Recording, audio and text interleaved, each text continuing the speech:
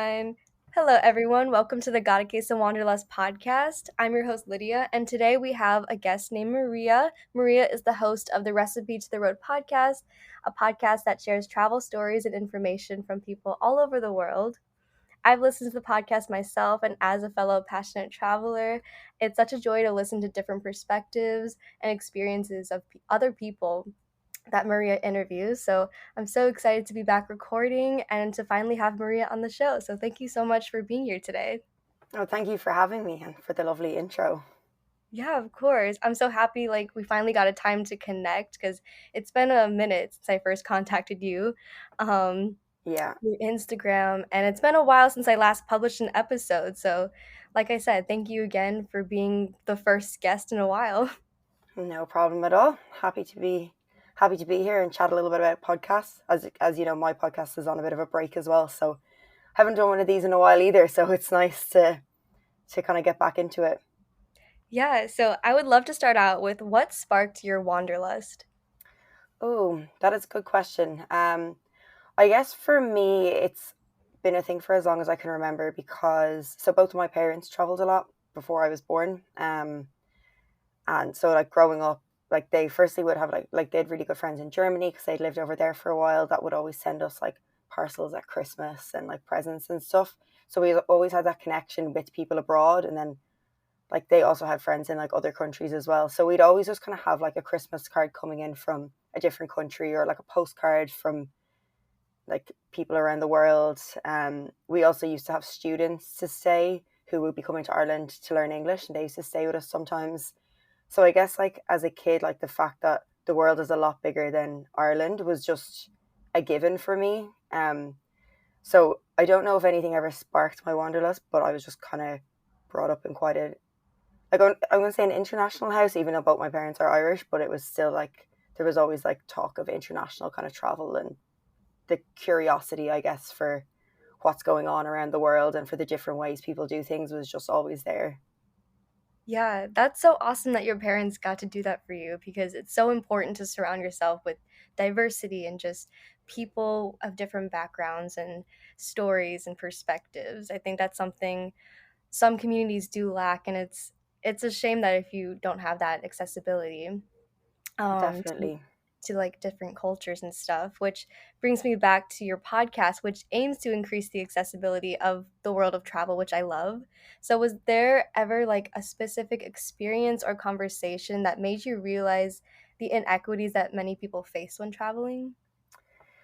Yeah, I don't really know if it was so much a specific moment as maybe like a few moments, or I started noticing a pattern that when I would be talking to people at home, because so basically I'm going to say first went traveling, like I first went away without my parents when I was 19 after I dropped out of, I went to college and dropped out of my first course. And then I was just kind of like spending time until the next September to start again.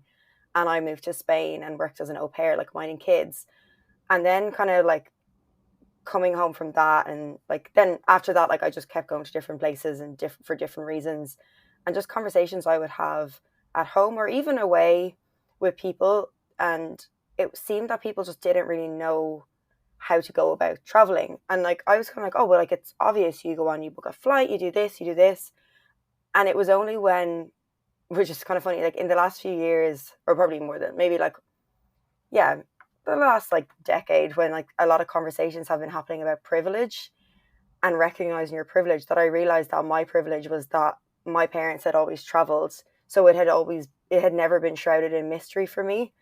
So I kind of realized then that it was a privilege, and that not everyone just kind of like had that intrinsic knowledge of how to kind of go about it. I mean, not saying that I necessarily did, I figured it out, but I also knew that there was a way to figure it out. Like I don't know if that makes sense, but yeah, I just kind of realized that the information, like my privilege to do with travel was information, and the reason a lot of people don't travel is a lack of information rather than other things.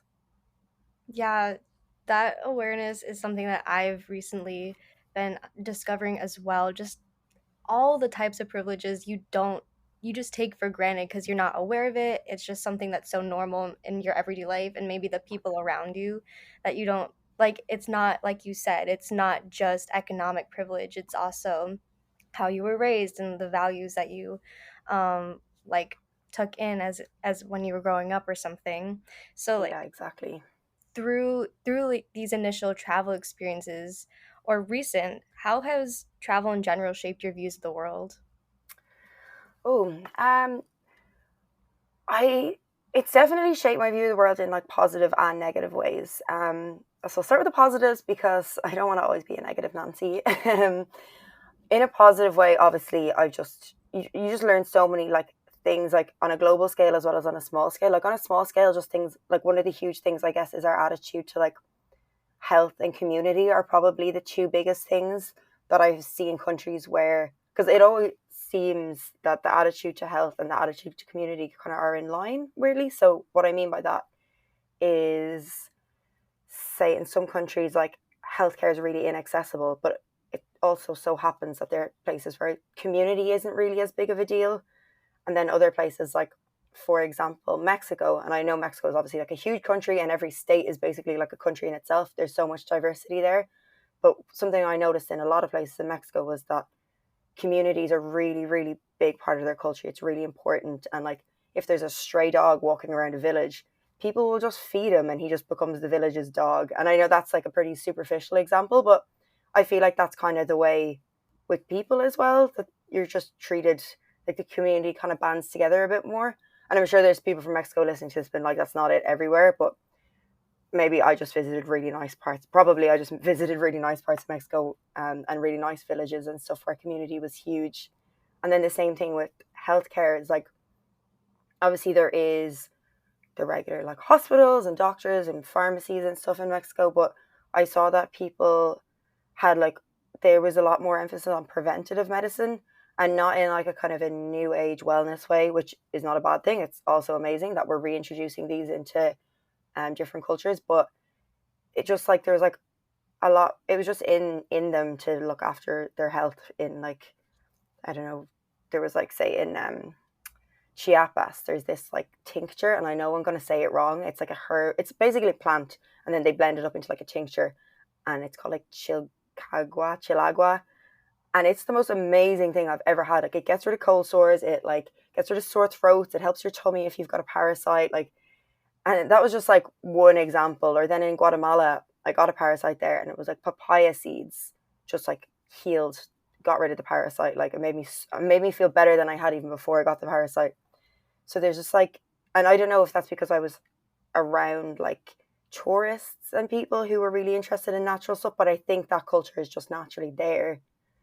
So I think seeing the different ways people look at healthcare and community was a really big positive. Sorry, as you can tell, I'm very passionate about health and wellness and stuff. So I went off on a bit of a tangent there. And then, like, I guess in a more negative way, like something that I realized what made me really sad is just like the impacts that colonialism has had and is still having around the world. Like, you don't go anywhere that, well, I haven't been anywhere yet that I haven't seen the negative impacts of colonialism. So that was a more sad one that I kind of hoped to go, like, a lot of people say that like what they realize is that human beings are human beings everywhere, and everyone cares, like the majority of people just care for people and they're good people. And of course I realized that, and I think I've always loved humans. Like, I'm fascinated by humans. So like, it's just amazing to meet people who have the same objectives but just go about life in a completely different way. But then just seeing those like residual impacts of like colonialism, how badly people were treated, really just made me sad. But I wouldn't say that travel made me cynical in general. I think I was already cynical, and it was just amazing to see how people just get on with life. And despite all that, like, I'd be looking at it like, oh, it's so sad that this thing happened here, and then the people are like, yep, just getting on with it and just being amazing and stuff. So that was a very long-winded answer, but that is some of the things that I've realized. Yeah, no, thank you so much for that insight. I could talk a lot about the things you just mentioned, and to your last comment about neocolonial colonialism. I must big word to say as well. I think you have an episode about that. It's like called neocolonialism or good vibes. I think it's Or hashtag good vibes, hashtag yeah. good vibes. It's a really good listen. I highly recommend other people to check that one out.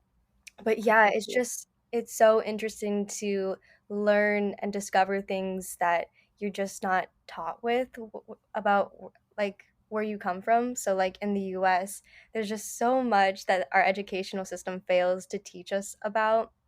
Like for example, like you were saying, health and wellness.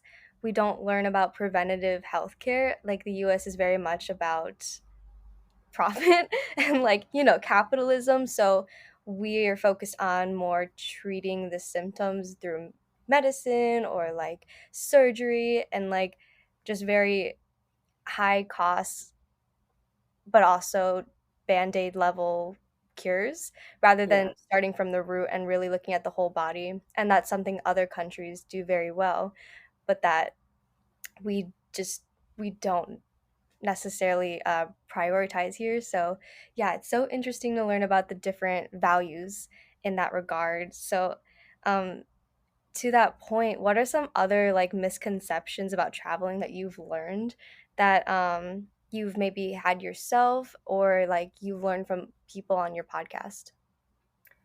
Yeah, so I guess one of them is that you need to have money to go traveling. That's like a huge thing. Um, because I've learned, and this is like what I learned as I kind of traveled, that like there's so many ways to do it without having money. Like, I mean, obviously, yes, you need to have a bit of savings, but maybe not as many savings as you think you need because you can get opportunities to volunteer, or even like sometimes there's like paid jobs you can do. Like there's a lot of ways to travel without having like a huge budget. And there's a lot of ways to make your money, the savings that you do have, last a bit longer and like see a bit more of the world. Another thing is that it's not safe to go to certain countries. Like this is like before we went. So our last trip was we started in Mexico, did 7 months around Mexico, and then went down as far as Nicaragua through all the countries in Central America. And before we went, I was like looking up stuff and I was reading online, and I kept coming across like, so first before we left, I was researching Mexico because I knew that's where we were going to be for the first half of the trip. And I was like, oh, Mexico's dangerous. The US State Department says don't go to this state or don't go to that state. Or there's only two states in Mexico that the US State Department gives you like the green light for. And the rest of them are like levels of precaution. I don't know if other countries' government, the reason I'm saying the US one is because I don't know if other countries' governments break it down by state. So that was the one I kind of was referring to. And then you'd like read stuff like blogs and articles, and it'd be like, oh, have your wits about you, like whatever. And obviously, yeah, you need your wits about you like you do anywhere. But then when we actually got there, it was just like, I don't know, it was like a mix between like, I mean, it was like we, because we landed in Cancun, it was just like what I imagine Miami or something to be like. And Cancun like probably was one of the more dangerous places we were, but not because of locals, more because it's just like a load of drunk people from like the US and Europe just like going to nightclubs and being stupid. So you're probably in as much danger there as you would be going out at home, you know?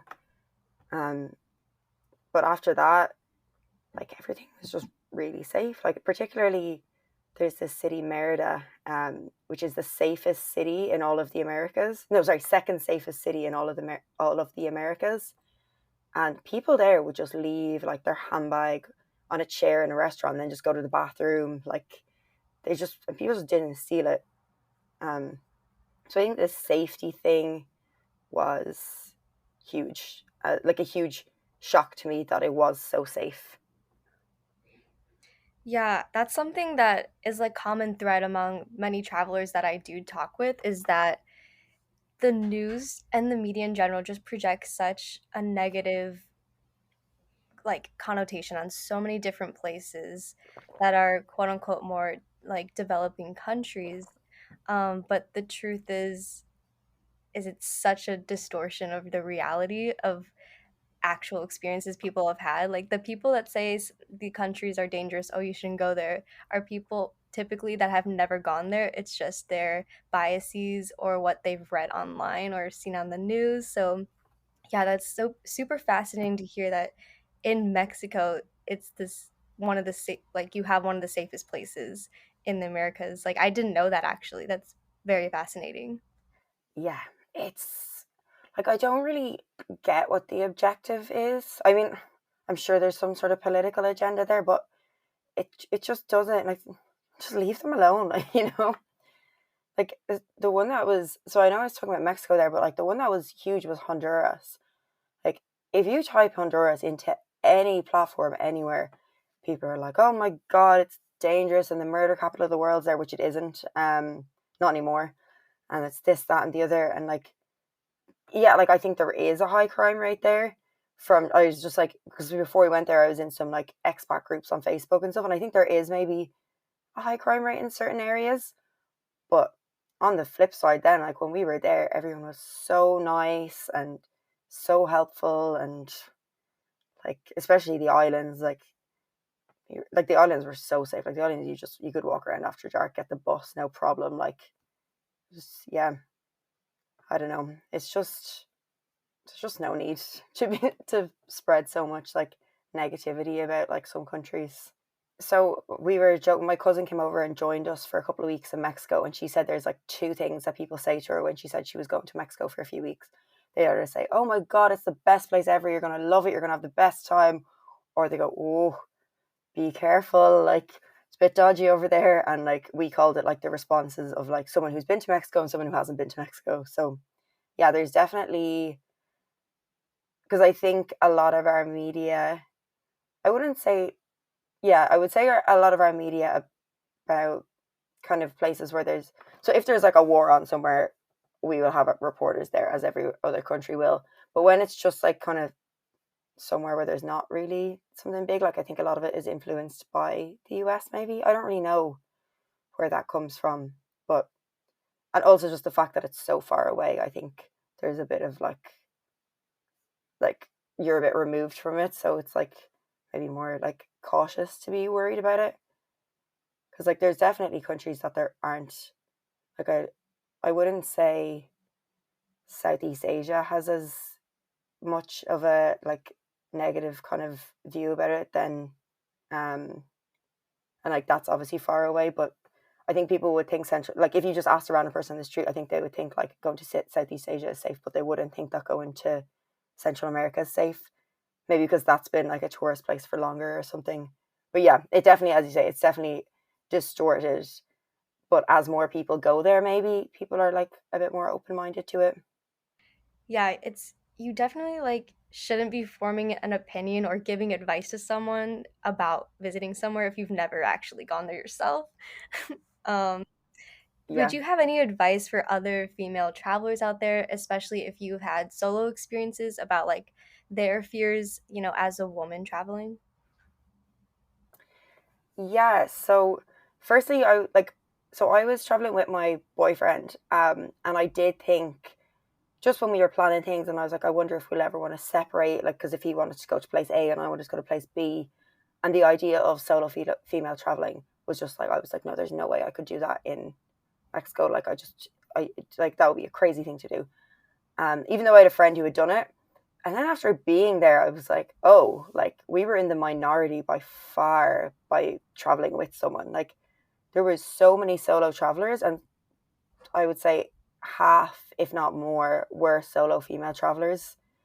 So, firstly, like I know that's not necessarily advice, but it's just like kind of setting the stage a bit that there's so many solo female travelers in Mexico and Central America that we met. Um, I suppose advice, like obviously like safety is a thing. So as it would be anywhere, like, so you don't want to be stupid or get too drunk or things like that. Like, I guess for me, where I would see safety concerns would be more like in a hostel.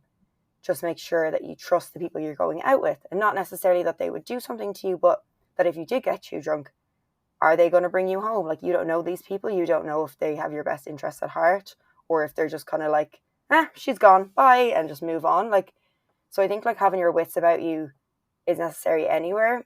And like definitely listening to your gut instinct, because my experience was very like wholesome, and like wasn't very many times where I felt threatened. But I don't know, maybe my gut instinct was coming in and I just wasn't kind of like wandering into bad situations. So if you can listen to your gut instinct, and if your gut instinct says no, go away.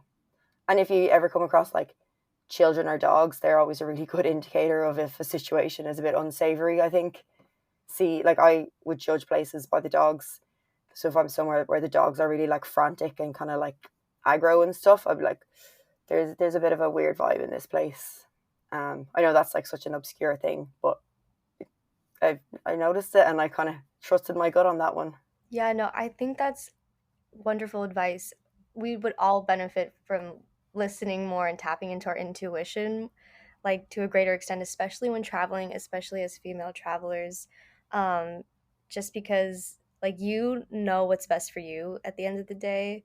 Like, there's no one else that could tell you what you don't already know inside yourself. So, just really trusting yourself and trusting that you know,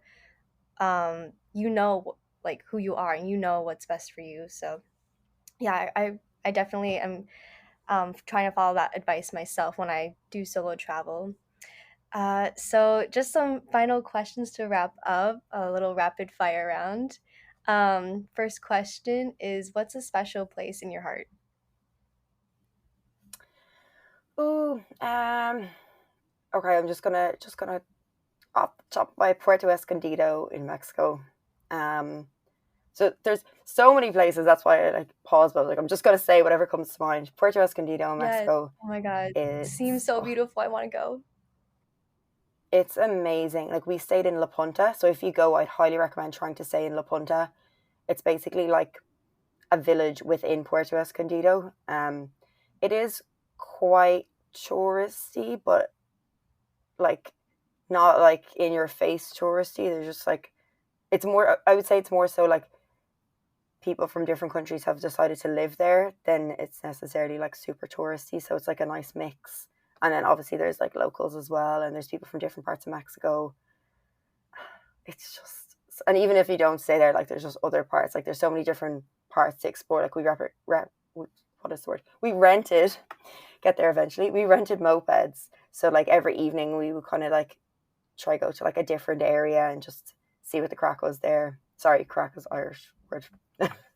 I'm not talking about drugs. I forget. Um, see what is happening in the different areas. And there's like the area where all the like domestic tourists go. There's the area where the locals go. There's the other touristy areas. So you get kind of a good few different parts. I love to hear that because when I searched up best places to visit in Mexico, Puerto Escondido was one of the responses that I got. So I'm glad that it lives up to the hype. The second question is Definitely. a memorable meal that you've had when traveling. Oh, it's the so in Bacalar in this is on the east coast of Mexico. There is a vegan restaurant there called Mango y Chile, and they do these crunchy tofu tacos. So it's like a vegan spin on like a Baja taco. And oh my God, like even right now, my stomach is just starting to like crave them. They were so good. Like I don't even know. I think it was a Chipotle vegan mayo that they used, but they're amazing. And you can get like vegan milkshakes there as well. So we went there so often. We get tacos and a milkshake. And then like I do just have to say like a tiny like second place because it's almost up there was in Veracruz, Puerto de Veracruz, the city. There's a vegan restaurant there called La Revolucion, and they do taco. Or no, not taco. What is it? The quesadillas, vegan quesadillas with like the vegan mince and vegan cheese, and they would be such a close second. So I just had to mention them as Oh well. my gosh. All that sounds so good right now. Tacos and milkshakes seems like the perfect combination at this moment. It's amazing. And then lastly, what is your dream destination? Ooh, dream destination. This kind of is something that changes with the weather for me, but um, I want to do yoga teacher training in India, or if I've already done yoga teacher training by the time I get to India, I want to do some sort of yoga experience in India. Um, I love yoga and I love the whole like yoga teachings, and it's not something that I just do yoga every day, and like it's not something that I completely committed to in any way, but I just love it, and everything I learn about it I love. So I'd love to really just like immerse myself in the home of yoga, and yeah, Yeah, I want to just do the same. just I've just heard great things about YTT training from like just the people who have actually been certified, they were just like, even if you aren't super into yoga, like you will be by the end. And even if you don't intend to be a teacher, even like it has benefits. So yeah, I'm with you on that. Yeah, I think it would be so amazing. And just to do it in the home of yoga, like I feel like, because I do feel like when you're somewhere, I'm getting real hippie now, but like, do you know when you feel like a connection with like the earth or something? I think if you do something in the place that it's from, or you eat a certain food in the place that it's from, like there's just that like connection there a bit more. So like, I can imagine that the connection there is just going to be amazing. Yeah, there's definitely something to be said about the authenticity of it, but also this is like a tangent, but I think there's a lot of discussions about appropriation on yoga, especially in the Western world, just not giving credit to the birthplace, which is India. Um, and yeah, I've just been reading a lot about, how you go on these trainings or yoga retreats in like Bali or Costa Rica and just places that pay no respect or even acknowledge that it came from India, that it's a religious, tradition. So it kind of like disregards the significance of it. So yeah, I would definitely like to do it in India. Again, that was a tangent. But yeah. No, it's I totally agree with you. Like I looked up, I heard that Costa Rica was good for yoga teacher training, and I was like, oh, maybe we'll get there. So I looked it up. It's like $5,000 US, not even including accommodation, to do the like YTT training. It's like what? Like how is it 5 times cheaper or more to do it in the home of yoga and get accommodation and food? Like it made no sense. So yeah, I'm with you on that one. Right. Yeah, that'll be a different episode, I guess. Yeah. But thank you so much for your time, Maria. Where can we connect with you? Where can we listen to the Recipe to the Road podcast? Yeah, so probably the easiest would be Instagram. That's at Recipe to the Road. It needs a little love at the moment because, as I said, the podcast is on a bit of a season break. But the links to everything will be on there. But also, if you just search on like Spotify, Apple, Amazon, whatever platform you like, just search Recipe to the Road podcast. It should come up. So season 1 is up there. I try to keep it as evergreen as possible. So even though they are the older episodes, there's still like I think a lot of value there, and I'm hoping to have season 2 out. I'm setting a target for myself to have season 2 out January. So Ooh, that's something to look tuned. forward I'm to. excited. Amazing. I'll put that all in the show notes. And again, thank you again. Thank you so much for having me. It's great to talk to you.